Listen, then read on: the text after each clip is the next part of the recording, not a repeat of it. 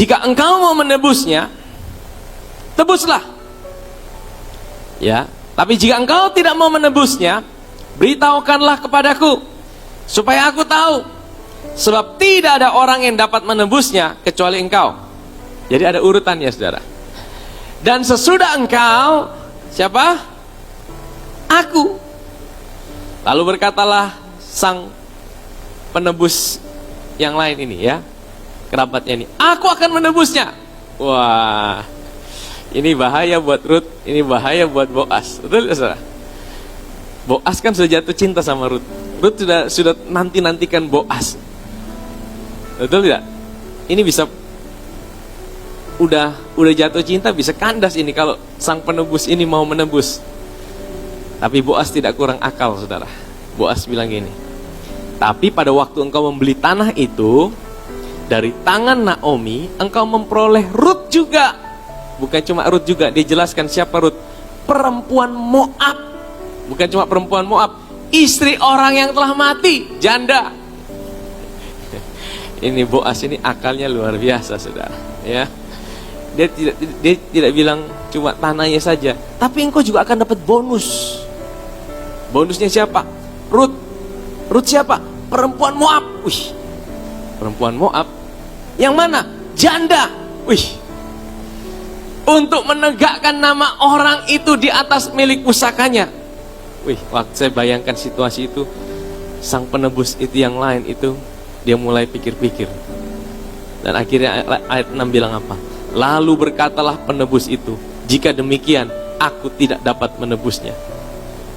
Sebab aku, ya, apa? Sebab aku akan merusakkan milik pusakaku sendiri. Aku mengharap engkau menebus apa yang seharusnya aku tebus, sebab aku tidak dapat menebusnya. Jadi yang menebus ini menyerah tidak, saudara? Menyerah dia. Dia menyerah. Wih, dia mau dapat bukan cuma tanahnya. Kalau tanahnya sih oke, tapi dia harus tebus ini Rut. Iya kan?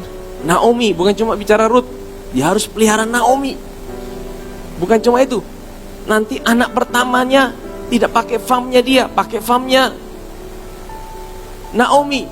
Wah, nanti ahli warisnya turun ke mereka. Waduh, sudah gitu perempuan Moab lagi, janda lagi. Waduh, akhirnya dia menyerah, saudara. Dia bilang, sudah, saya tidak mau, kasih kau saja, kau yang tebus. Jadi ada urutannya, saudara. Nah, saudara, ini suatu gambaran yang indah. Siapa penebus itu, saudara? Tidak dituliskan namanya siapa. Tapi tahukah, saudara, penebus ini menggambarkan hukum Taurat. Di dalam Alkitab kita ada dua perjanjian besar. Namanya perjanjian lama, atau disebut perjanjian hukum Taurat. Dan kedua adalah perjanjian kasih karunia. Makanya Alkitab kita dibagi dua, perjanjian lama dan perjanjian baru. Tuhan tidak langsung kasih perjanjian kasih karunia bagi umatnya. Kenapa Tuhan itu kasih perjanjian hukum Taurat dulu buat orang Israel? Apa sih perjanjian hukum Taurat itu, saudara? Perjanjian hukum Taurat itu isinya ada 613 aturan yang harus ditaati oleh orang Israel tanpa cacat, tanpa gagal sedikit pun. Perjanjiannya apa? Kalau engkau bisa lakukan dengan sempurna 613 aturan yang diberikan Tuhan di Gunung Sinai, dan itu dirangkum dalam 10 hukum Taurat, maka engkau akan diberkati oleh Tuhan. Engkau akan jadikan orang benar. Tapi tahukah, saudara, selama 1500 tahun 1500 tahun orang Israel hidup di bawah hukum Taurat, tidak seorang pun bisa dibenarkan karena mereka melakukan hukum Taurat, saudara. Akhirnya mereka selalu hidup dalam apa? Kegagalan demi kegagalan. Mereka selalu hidup dalam ketakutan demi ketakutan. Mari saja kita buka di dalam Roma pasal yang ketiga. Kita tahu bahwa segala sesuatu yang tercantum dalam kitab Taurat ditujukan kepada mereka yang hidup di bawah hukum Taurat. Supaya apa? Supaya tersumbat setiap mulut dan seluruh dunia jatuh ke bawah hukuman. Jadi hukum Taurat itu diberikan supaya apa? Supaya tersumbat setiap mulut. Maksudnya tidak ada seorang pun yang bisa sombong. Tidak ada seorang pun yang bisa dengan mulutnya berkata, saya bisa Tuhan. Karena apa? Karena hukum Taurat itu mengunci semua manusia di bawah dosa. Seluruh dunia jatuh ke bawah hukuman Allah. Saudara tahu 613 aturan. Saudara jangan pikir deh bisa melakukan itu. Ya. Bayangkan di Taman Eden saja cuma satu aturan. Satu aturan saja dilanggar. Apalagi 10. Apalagi 613. Standar hukum Taurat itu sangat tinggi waktu Yesus ada di bumi.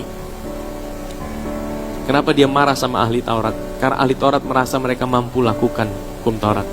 Yesus naikkan standarnya. Yesus naikkan standarnya sampai semua mulut terbungkam. Kalau kita mau membanggakan diri kita bisa mengasihi Tuhan, selalu ada satu lagi yang masih kurang. Dan itu buat mulut kita pasti tersumbat. Karena memang apa? Kekristenan itu bukan didesain untuk menonjolkan apa yang kita bisa lakukan buat Tuhan. Kekristenan itu didesain untuk menunjukkan apa yang Kristus sudah kerjakan buat kita.